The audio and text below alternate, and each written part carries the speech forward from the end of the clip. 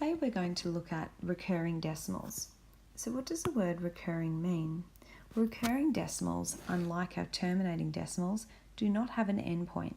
They are continuous and there is a clear pattern within its digits. And I'm going to show you this by converting the following fractions to decimals using my calculator. Now 1/3 looks like this, 0.33333, etc.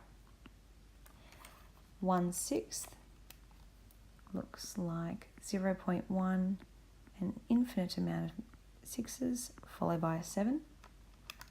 2/11 looks like 0.1818181818, and 3/7 looks like 42857142286.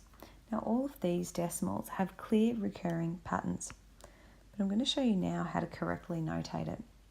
The reason we notate decimals is because we don't have time to write down an infinite amount of numbers. We need to find an easier way or a shorter way.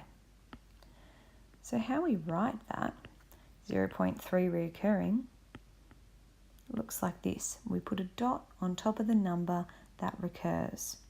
0.16 recurring followed by a 7 would be 0.16 recurring. Now I don't put a dot on top of the 1 because that number doesn't repeat. I'm also not going to write the 7 because what the 7 is the 7 is the calculator rounding up because it can also only fit a certain amount of digits. We have the 0.181818. I'm going to put the recurring symbol on the 1 and the 8 because each of those numbers is recurring.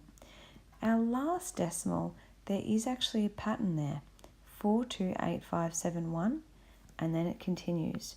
Remember to ignore that last digit because it automatically rounds on a calculator. How do we notate this one?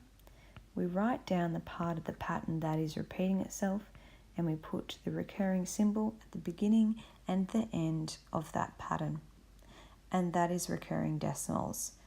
Recurring decimals are decimals that are continuous, have no endpoint, and have a pattern within its digits.